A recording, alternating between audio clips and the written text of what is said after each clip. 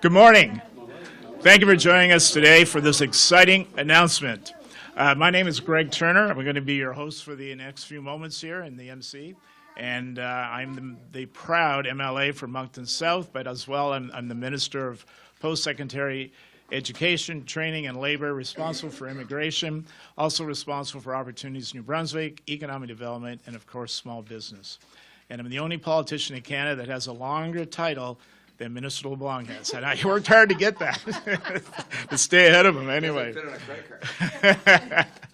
Anyway, thank you all for being here, and thank you for your patience. Wonderful to have the young people with us here in the room. I'm sure we're going to learn lots of lessons from them here this morning as well. It's always fun to learn with young people and to see them engaged in the activities that they are, of course, and moving forward in our communities. Je tiens à vous remercier le Centre éducatif de Trois Chiens de votre accueil dans votre établissement aujourd'hui. Cela témoigne de l'excellente qualité du système de gardiens éducatifs de notre province.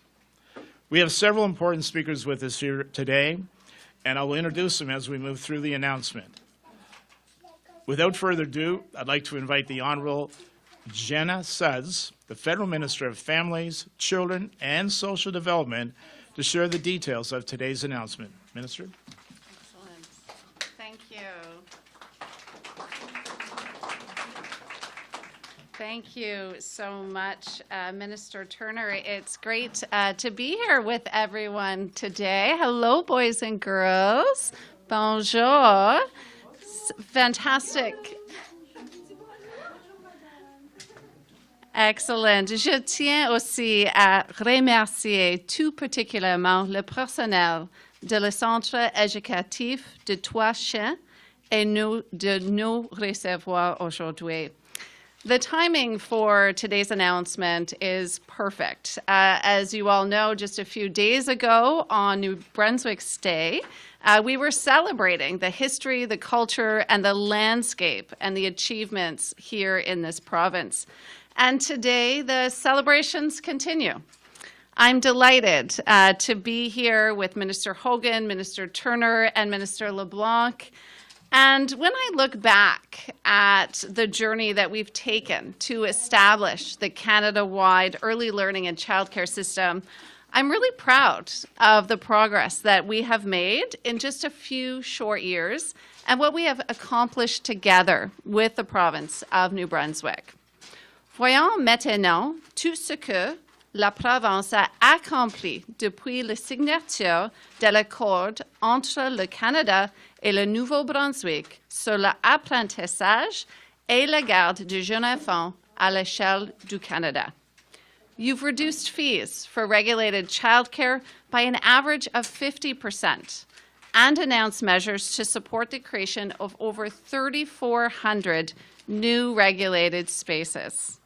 You've announced that the College Communautaire de Nouveau-Brunswick would offer a new second year for early childhood education program, and you've increased wages for early childhood educators. These accomplishments aren't just numbers to families here in New Brunswick. Every space that we create is another family off of a wait list and another family saving hundreds of dollars each month. Savings that they can put towards paying bills, buying groceries, maybe some swimming lessons, or whatever it is that they need to best support their family. For the early childhood educators in the room, these changes also matter for you. Higher wages provide financial stability now and into the future. Too often, educators get into the field because of their passion for the work, but they leave because of their lack of recognition for the work that they do. But we're changing that. We value you, and we know that our system, our national childcare system, would not be possible without the educators like yourselves. These initiatives are helping more and more families across the province to access high-quality, affordable, inclusive, and accessible early learning and childcare. So now, to why we are here today, we know that there is more work to do. But together with the province of New Brunswick, we are on the right track. Today, we are happy to announce that the 3-year action plan that will build on these achievements to continue to strengthen and expand childcare here in New Brunswick. New Brunswick's action plan will go a long way for us to achieve our shared goals under the Canada-wide system by March 2026. It will help to reach an average of $10 a day for regulated childcare spaces. It will support the creation of 3,400 new regulated childcare spaces that have already been announced, including, importantly, in Francophone and in rural communities where it is much needed. It will provide high-quality learning environments to support children's healthy development and their growth. And it will support the early childhood educator workforce. It will help to create and put in place a comprehensive inclusion framework for both Anglophone and Francophone sectors. And it will help continue to support inclusion measures for diverse and for vulnerable communities, including children with additional needs. It also reaffirms New Brunswick's commitment to collaboration with First Nations organizations and communities to better understand their needs and establish a plan for childcare services. I look forward to seeing the growth and the investments that will directly result in more opportunities to provide high-quality, affordable, flexible, and inclusive care across the province. Le gouvernement du Canada demeure déterminé à faire le nécessaire pour que chaque enfant au Nouveau-Brunswick ait accès à des services de garde abordables, inclusifs et de grande qualité. Il reste encore beaucoup à faire, mais jusqu'à maintenant, les mesures que nous avons prises ont donné de très bons résultats. We still have a long road ahead, but our journey so far has been very successful. Merci beaucoup. Thank you very much.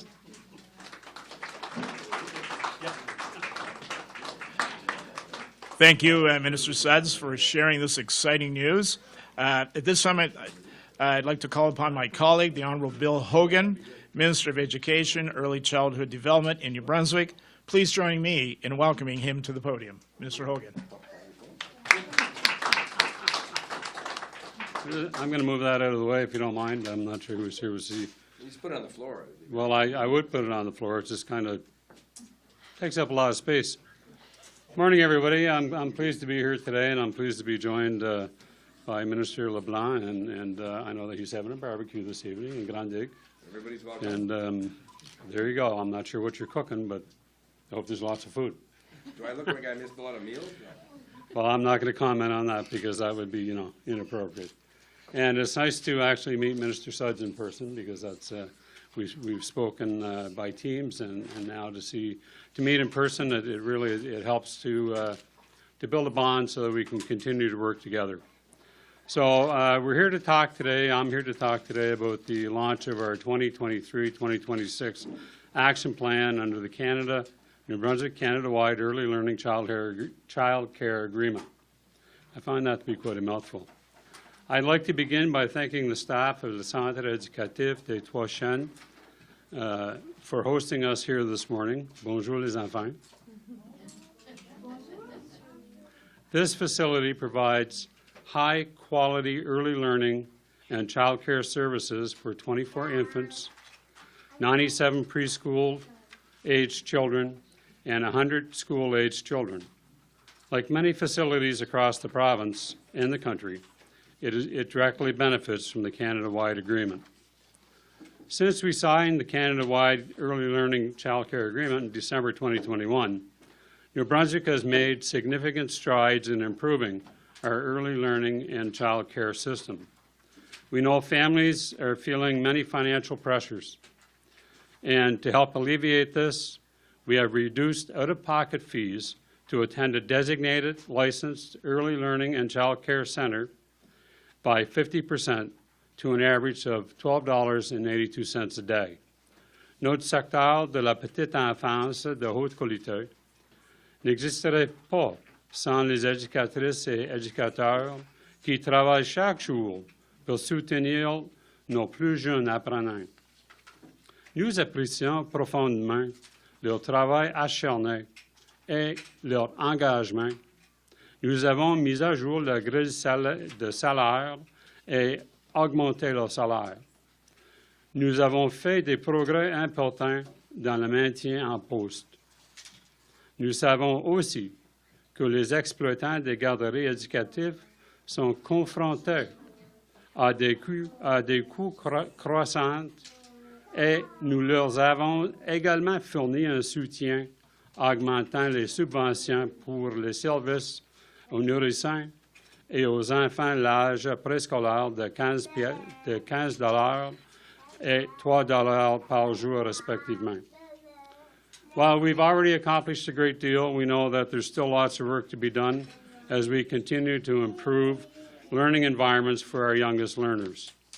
Over the next 2 fiscal years, we will work to further reduce out-of-pocket fees paid by parents to an average of $10 a day, which was the ultimate goal of the agreement that we signed with the federal government, and to implement a revised funding model that will ensure the viability of services, greater access to spaces for families, and long-term sustainability for government. We will continue recruitment and retention efforts for our early childhood educators, including reviewing the wage grid on an annual basis, continuing to support current educators in obtaining their Level 1 certificate, and launching promotional campaigns to promote, raise awareness, and recognize the early childhood educators profession. Le gouvernement va appuyer également l'expansion des infrastructures pour la petite enfance. Cela comprendra l'attribution des fonds à 8 projets dans les communautés rurales, 9 projets dans des établissements francophones sans but lucratif et 5 projets qui vont appuyer les familles de nouveaux arrivants et celles qui auront besoin des services d'air prolongé. De plus, des fonds seront fournis pour soutenir jusqu'à 100 projets admissible qui va augmenter l'accessibilité physique des garderies éducatives, des parents et du personnel. We are also committed to working with Indigenous communities and organizations to develop an Indigenous early learning child care curriculum framework which meets the needs of our Mi'kmaq and Wolastoqey communities that value the Wabanaki culture, language, and ceremony as a foundation.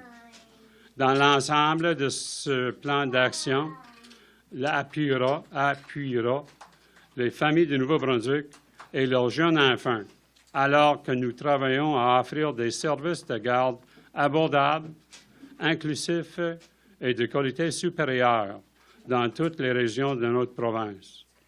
We're grateful for our partnership with the federal government, and it's so nice to see the ministers here with us today. Jenna and Dominic, it's a real pleasure. And, we're going to continue to work together to build a quality early learning and child care sector for all New Brunswickers. And I agree. Yay! Thank you. Merci. Bill, you paid that applause. No, my first rodeo.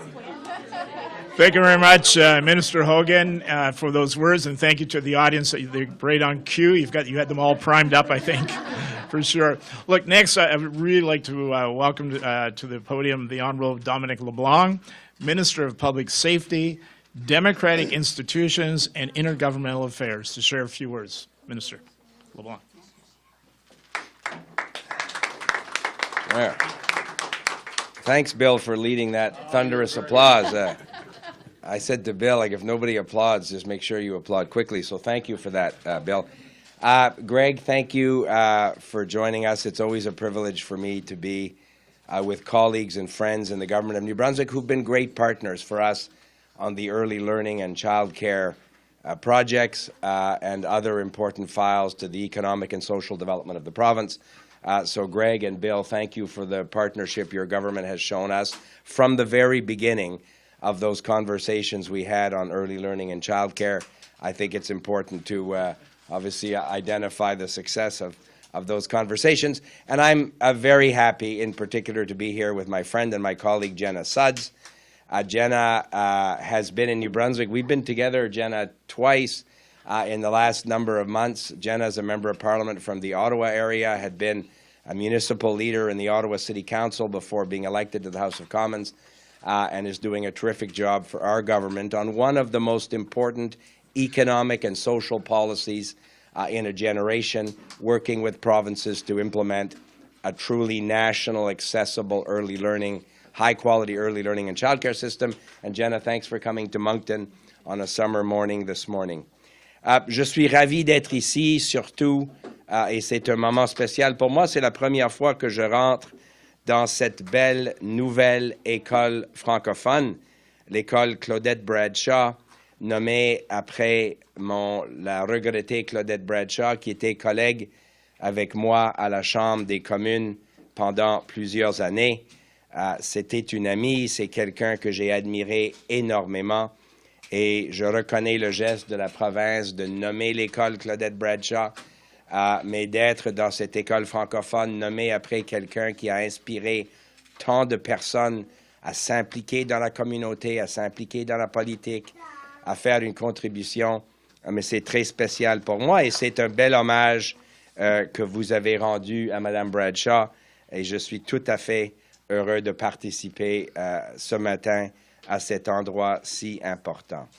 It's people like Claudette Bradshaw that have been some of the best examples of how governments and community partners can work together to improve the lives of people, how we can bring a compassionate and progressive approach to politics and introduce policies that can literally improve the lives of thousands of people in small Canadian communities like Moncton or in some of the country's largest centers, whether it's Toronto or Vancouver. And that also includes small rural communities that Jenna identified, including Indigenous communities. That's why the Pan-Canadian Early Learning and Childcare Program is so important to support these families. Bill and Jenna identified the policy reasons and the economic reasons why this is some of the most creative policy I think that governments, plural, provincial and federal governments have worked on together. Comme ministre des Affaires intergouvernementales, j'étais impliqué dans les premières discussions avec, à l'époque, notre collègue Ahmed Hussein, la ministre Freeland, Christia. Et comme j'ai dit en anglais, le gouvernement du Nouveau-Brunswick était parmi les premiers partenaires à travailler avec nous.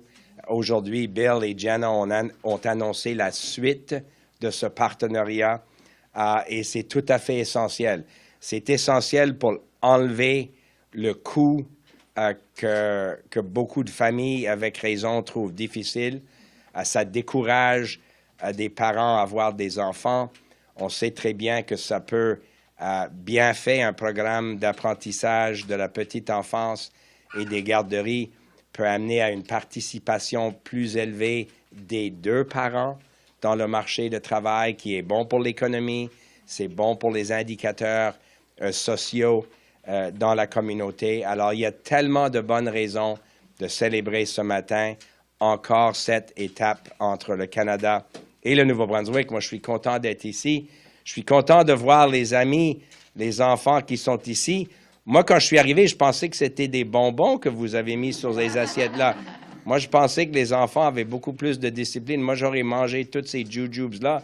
Je pensais que c'était des bonbons, mais j'ai réalisé que c'est un jeu éducatif. C'est pas nécessairement la gourmandise que vous commencez à 11 heures le matin. Ah, et là, on a perdu la lumière. Ah, so somebody's leaning on the light switch. It's an old trick, là. You want somebody to stop talking. Not the first time I've seen that. Merci beaucoup. Merci de m'avoir invité. Merci les jeunes pour votre participation. Je suis très content de vous voir ici ce matin et je vous remercie de votre participation Vous avez été franchement très, très, très poli, beaucoup plus poli que les collègues que Jenna et moi, on voit à la Chambre des communes à Ottawa. Et eux autres sont dans un milieu de travail, ils sont supposés d'agir comme des adultes. Merci beaucoup.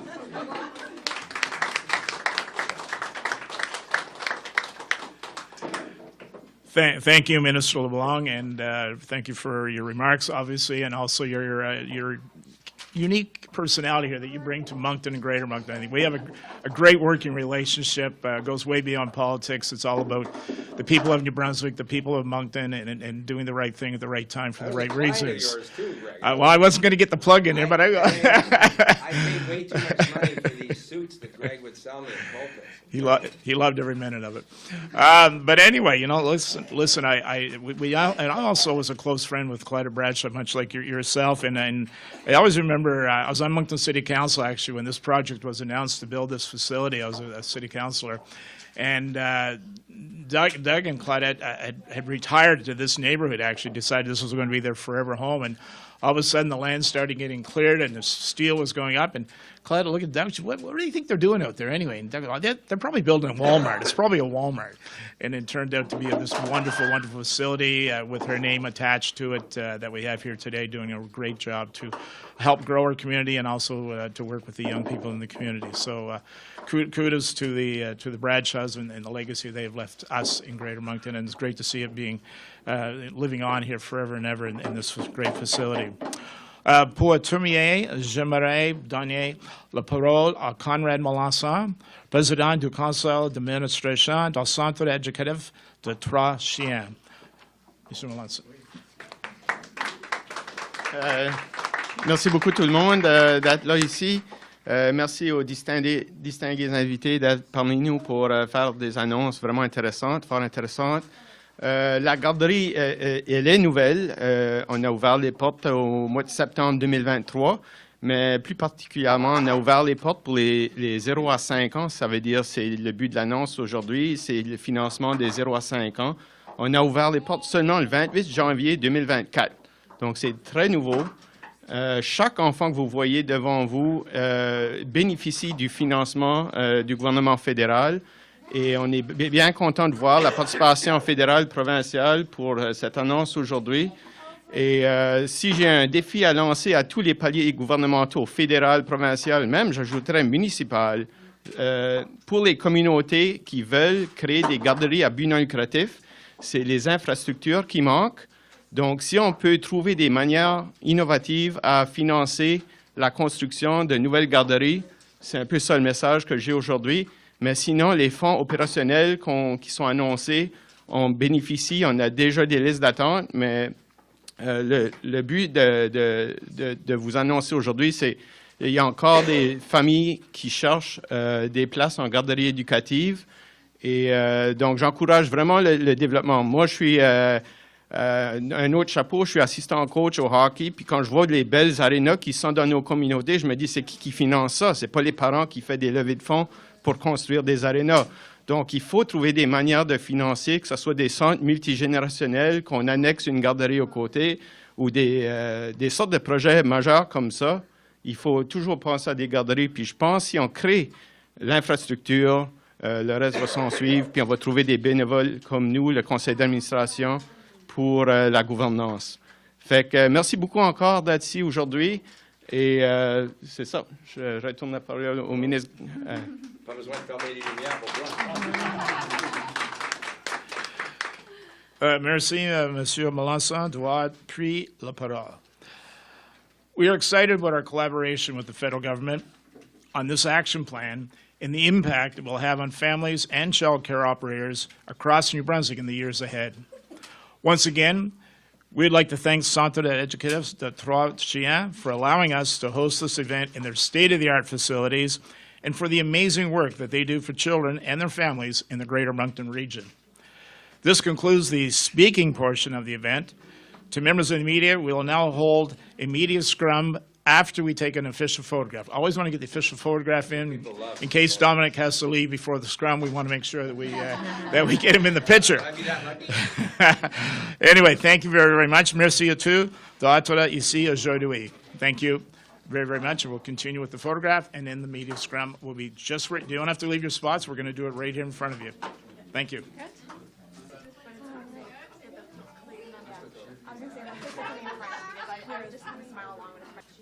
Hi, Paige from the Times and Transcript.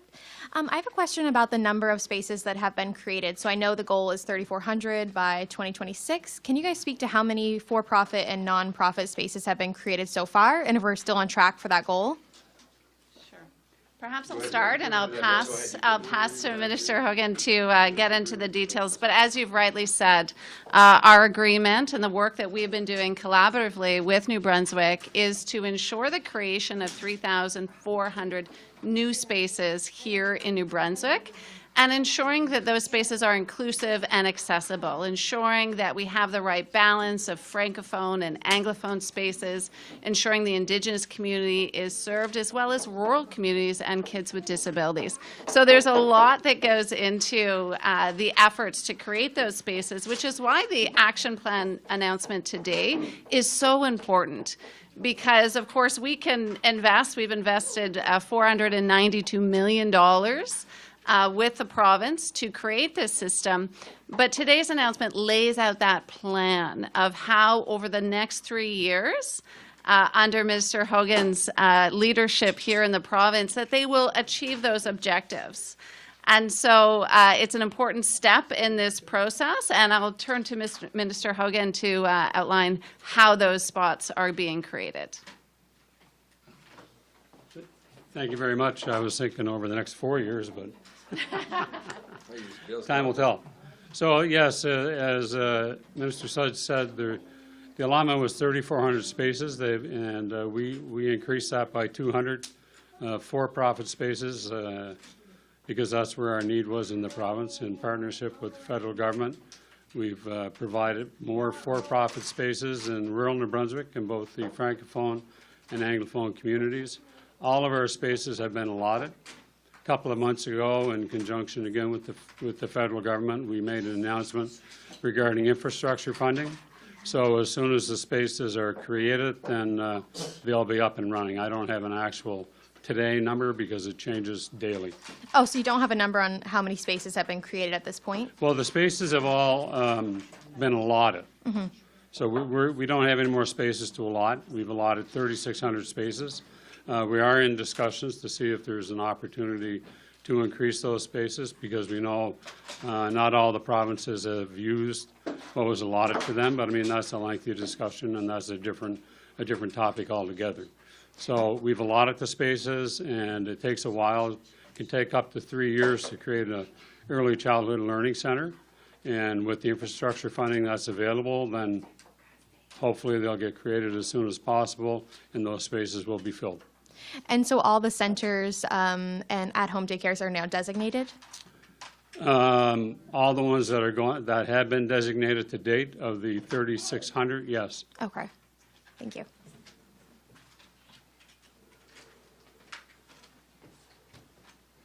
Bonjour, moi c'est Frédéric Amarano de Radio-Canada. Première question peut-être pour la ministre Sudds ou le ministre Leblanc.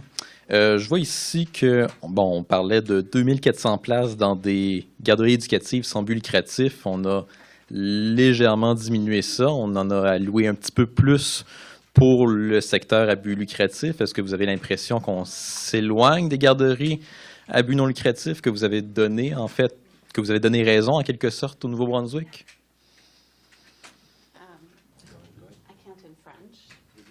Sure. Do it, I'll do it. Sure.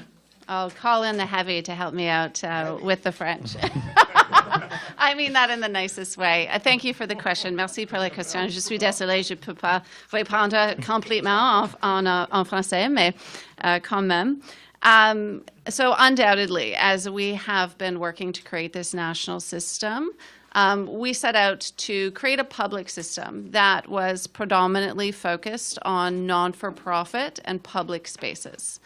The rationale behind this, frankly, is quite simple, twofold. One, we see through the research that research points that typically non-for-profit spaces are higher quality. Every dollar that goes into a non-for-profit center is reinvested back into the kids and back into that workforce. But secondly, and arguably even more importantly, it is our job, it is my job to ensure that every dollar, every penny of that $30 billion that we are investing in creating this system is well spent and is accounted for. And so ensuring that we focus on public, we focus on non-for-profit, is one of the key tenets of building this system. Having said that, we certainly recognize that there are many for-profit operators across this country that are providing high-quality, much-needed service, including here in New Brunswick. As Minister Hogan had mentioned, we had a discussion not too long ago about the dire need, particularly for more francophone spaces here in the province. And so we came to an agreement on what we were willing to support and move forward on. Because ultimately, at the end of the day, what matters is that parents who are waiting or are looking for a high-quality, affordable space are able to do so. Building this system is not something that, we flip the switch and it's built. It takes time. We are, halfway through our funding agreements with the provinces and territories to build 250,000 new spaces across the country. At no point in history have we ever seen the amount of spaces being created for families here in Canada, including here in New Brunswick. There's a lot more to be done. It's going to take time. But these are generational investments for today, but for future generations as well. And perhaps I'll turn it pour le français aussi. Oui, Oui. merci.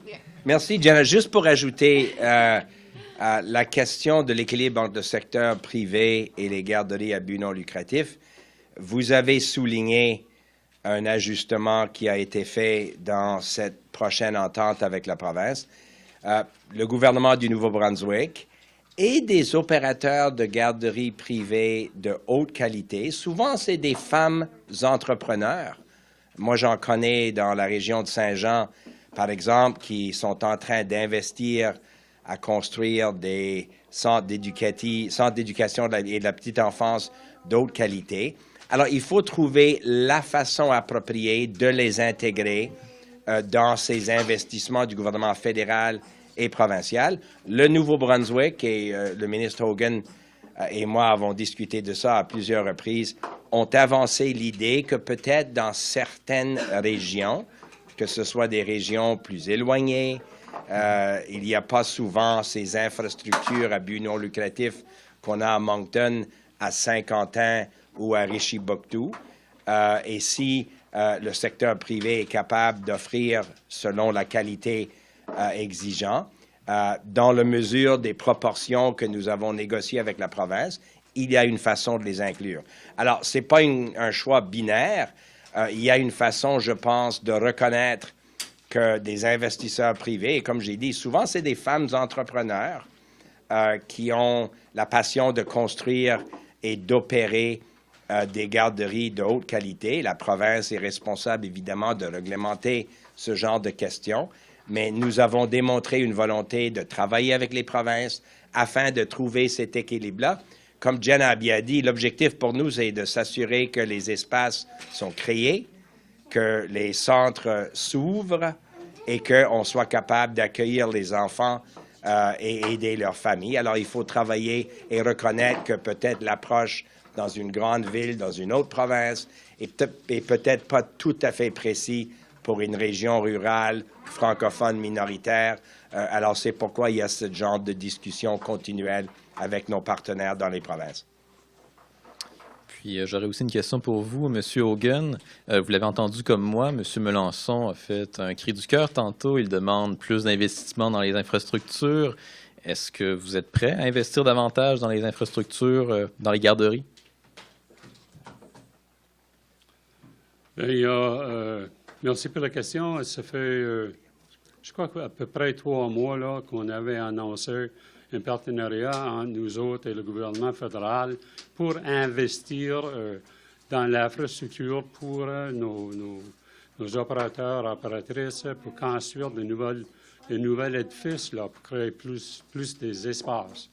Et comme Dominic avait dit, que dans nos régions rurales, Au Nouveau-Brunswick, la majorité des gens qui ont ces centres-là sont pour profit, ne sont pas au but sans lucratif comme dans les grandes villes. Merci beaucoup.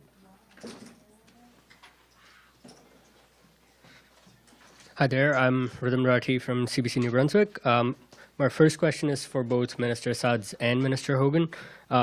We see some new numbers in the action plan, a minor adjustment in the numbers. How does this address the province's concern that there were not enough not-for-profit centres to meet the federal expectations? Thank you for the question. So the action plan, as we've announced today, as we have assigned alongside the province, is really focused on the tenets of inclusivity, accessibility, high quality, affordability, as well as some reporting and administrative aspects. By default and by design, as this plan has been put forward, there is, I think, a significant amount of attention put on ensuring that wait lists start to diminish, that we see more and more spaces, particularly, as was said, in rural, in what we refer to as childcare deserts, are addressed. The province, as we have just discussed, has some ability to create some for-profit spaces. We have an agreement in place to allow a distinction and a ratio that works here in New Brunswick. I have to tell you, as I have responsibility for every province and territory, childcare is unique in different parts of this country. We're a large country, and the needs of families are diverse, and our regions are diverse. So I'm quite proud of the work that we've done together to come to an agreement on ensuring that the action plan and the spaces that will be created will fit the needs. Ultimately, a parent doesn't care if it is a for-profit or non-for-profit space. What they care about is that it is affordable, that they are comfortable and happy to leave their child with that childcare provider, and that it's convenient, it's fairly close to home or to work. Those are the three things parents care about.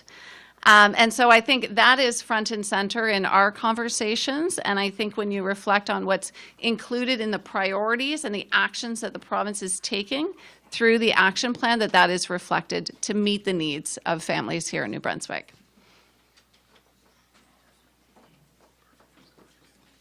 I'm not sure what's left to add to that answer. I mean, we, in New Brunswick, like a lot of rural Canada, we have a lot of for-profit centres, and built into our agreement was if we could demonstrate the need in the for-profit sector, especially in the rural New Brunswick, which is where the need is, then we could look at and over a couple of months we met several times, our teams met several times and negotiated more spaces in rural New Brunswick in the for-profit sector in both Anglophone and Francophone communities. And we're pleased with that because that provides the opportunity for more children to have a space that's designated and for more parents to return to the workforce, which is what we want. We want affordable daycare and we want to increase the workforce. And my follow-up would be a question from Ottawa for Minister LeBlanc. How were two men allowed to come to Canada despite a video that showed they had an affiliation with ISIS?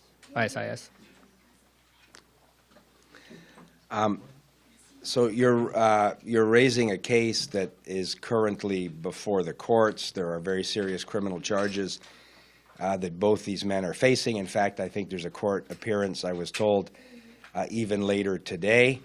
I was briefed on this ongoing police operation over the last number of weeks.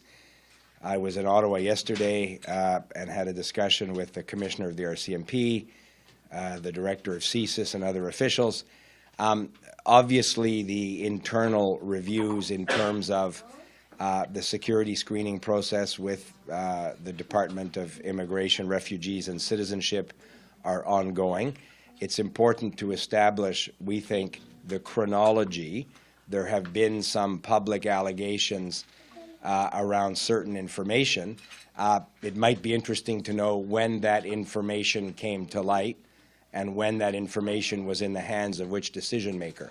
So it's important not to oversimplify these issues. It's important to have precise facts, but it's also important to be prudent when talking about those facts while you have an active, serious criminal case before the courts.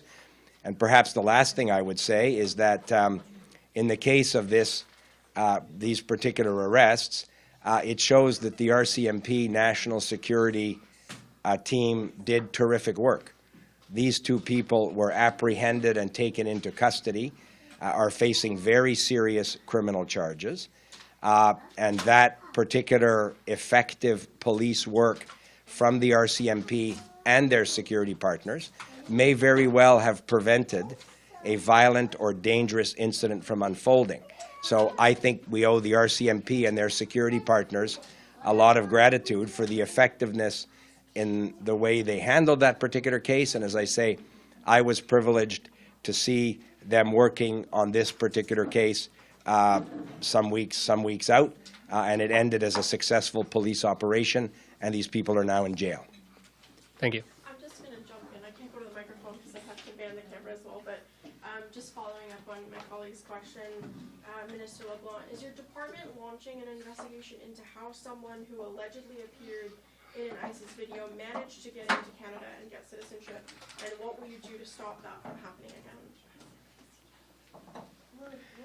So obviously the Public Safety Department and the Department of Immigration, Refugees and Citizenship work together on these very matters in terms of screening potential applicants to come to Canada or for permanent residency or citizenship. When you have a circumstance like this, the Department of Immigration and the Public Safety Department will obviously review, as I said, all of the circumstances, particularly the chronology and the timeline of when certain pieces of information may have been available. So that work is ongoing. I have a lot of faith in both the security agencies, the RCMP and CSIS, that report to me. And I know that they're working, because I was in Ottawa yesterday and had these conversations with these very senior officials. They're working with our partners at the Department of Immigration, who also do very good work. So in a circumstance like this, when there's an allegation that is in the public domain, some politicians, for partisan reasons, will exaggerate the allegation, will insert facts that in fact may not be reliable to make a partisan point. That doesn't serve the national security interest of the country. Making stuff up and asserting timelines when you don't have those facts doesn't contribute to giving Canadians the sense of security that they should properly have by the work that the RCMP and CSIS and the Immigration Department are doing. And as I said, at the end of the day, the fact that these people were apprehended without incident following an RCMP national security investigation that had been ongoing for some time with the work of other security partners tells me that the process worked. We'll have more to say at some future point around the chronology of these matters. I've spoken to my colleague, the Minister of Immigration, but everybody will need to be careful, because the last thing we'd want to do is comment on some of those details when later today a court in Ontario is deciding whether these people should remain in custody by virtue of a bail hearing. So I think we all need to be very careful, and other politicians should perhaps be a little more judicious before using a concerning circumstance like this to make a point that the facts may not bear out ultimately. Last question. Given the context of that, do you believe that Canadians have the right to know? Well, again, the right to know. I don't think that the governments would be responsible in putting out a series of information that would prejudice the ability of the police and the prosecutors to conduct a successful criminal trial. So some conservative politicians who sat in the most secretive government in Canadian history, the government of Stephen Harper, have suddenly found a virtue in releasing information that would potentially prevent a successful prosecution, or prejudice ongoing police investigations. So I think what Canadians have a right to know is that the security services are doing important work to protect them. I have a lot of confidence in the work that they're doing. They do it with international partners. They do it with local police, provincial police. And the fact that these two people are currently in jail facing serious criminal charges should give Canadians confidence that the RCMP and their partners did good work in this case, and there will be a trial, and there will be information that will come out in those proceedings. That's the right forum for this information to be discussed, and it should be discussed by prosecutors and police officers, not politicians. CTV hasn't had a chance yet. I just have a question about today's announcement, and sorry that I can't go to the mic, but do we know how many people are currently on the wait list? How many children are on the wait list in New Brunswick to get a space? So Minister Hogan, question, did you have a question? How many are on the wait list right now? It's lunchtime. C'est l'heure du dîner. Moi, j'ai faim aussi. Moi, j'ai faim aussi. So as I said previous, we've allotted all of our Canada-wide agreement spaces. I don't know who asked the question. I did, but it was how many children are still on the wait list? So I think on the wait list, we're about 800 to 1,000 children. 4,000 children on the wait list.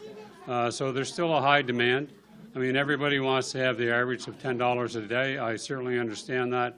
Affordability is a key factor in living in New Brunswick, in Canada, and all over the world today. So with inflation and the high cost of living and food and rent, then yeah, I understand why there's a greater demand, and that's why we've opened discussions to see if there's a possibility of increasing the number of spaces that we can get. There's I mean, we need to be fair with all of our provincial and territorial cousins, not to take spaces, but if they have spaces that they're not planning on using, then we certainly would step right up to the plate and we'd be first to take them. Is it happening quick enough, though, if we have 4,000 children on the wait list and 3 years to get these spaces kind of up and running? Well, I think we've done a pretty good job to date. We've allotted 3,600 spaces in the for-profit and not-for-profit centers. And, the infrastructure has to be in place in order to make sure those seats are filled.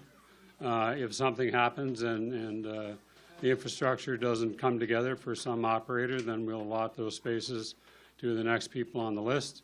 And, it's not as simple, well, we're just going to check. It doesn't work that way. Certainly, we'd like to do it quicker and more efficiently and see that all parents have affordable childcare and that they can return to the workforce. Can I add something to that? Sure, absolutely. Two things that I would add to that response. So first of all, as has been said, the province has been able to announce the creation of 3,600 spaces, which is really remarkable work. That in and of itself is a tremendous effort. It will take time, as Minister Hogan has said, to build those spaces. Infrastructure takes time, but there's a plan in place to create them. With reference to wait lists, on average, data shows, and I know, I'm a mom of 3, that when you're expecting, when you have a family, you put yourself on every list that makes sense because you want the care, you're desperate for the care, you want to be able to return to work. So on average, data shows that a family typically puts themselves on 10 to 13 wait lists. So undoubtedly, a number like 4,000 people on a wait list is a very large number. Respectfully, that number is obviously inflated because families do what they need to do and get themselves on multiple lists. But when Minister Hogan shares with you today that there are 3,600 spots in the pipeline to come online over the next few years, that's going to take a tremendous lift off of those wait lists. Thank you. Thank you. Just a follow-up question for Mr. Hogan. Alex Johnson with All New Brunswick. When you say that 3,600 spots have been allotted, could you just explain what allotted means in this case? So there's an application process that we go through, and we say that yes, you qualify for the Canada-wide agreement, and that you can be part of the moving towards an average of $10 a day. So we've allotted all the spaces through the application process that we have. And as Minister Sudds said, it takes time to build the infrastructure. We face that in everything we're trying to build today. But all the spaces that we have under the agreement have been allotted to operators. And then as we see that these spaces are being built and being used, then we'll move forward and we may pivot a little bit from what happens in that case. But in the meantime, we are in discussions, early stages, to just see if there's a possibility of increasing the number of spaces. It doesn't come without great cost at the same time. So. Thank you. Devin Ashton-Bocage, Acadie Nouvelle. Monsieur Hogan, je me demandais si vous pouviez parler de l'évolution des places en garderie en milieu francophone. On a parlé de l'objectif de 3600, mais est-ce que vous pourriez parler de comment ça évolue du côté strictement francophone et les défis qu'il y a peut-être au niveau du recrutement? Au début, on avait un défi parce qu'on n'avait pas les données qui ont été données par Statistique Canada avec le recensement qui ont été le plus récent. Quand on a eu ces données-là, on a été capable de faire la composition, qu'est-ce qu'est la composition de chaque ville, village, endroit du Nouveau-Brunswick. Puis après ce point-là, on a été capable de donner un nombre, le même pourcentage des espaces francophones et anglophones. OK. Est-ce que le ministre LeBlanc est encore là? Ah, OK. Bon. Est-ce qu'on pourrait juste expliquer peut-être le concept de la moyenne de 10 $? Je ne suis pas sûr d'avoir complètement saisi. On parlait de 12,50 $ tout à l'heure en ce qui concerne les garderies. Comment ça se calcule? À un moment donné, là, on a les places sont aussi mentionnées de plusieurs façons. Et on est arrivé à un point où on a un coût moyen pour nos familles de Nouveau-Brunswick de 12,82 $. Et on va travailler ensemble pour arriver à notre promesse d'avoir un coût moyen pour les familles de 10 $ par jour. Donc, ça va varier selon la garderie? Ça va varier un peu, mais pas beaucoup. OK. Merci. Thank you. That concludes today. Thank you so much. Thanks, everyone.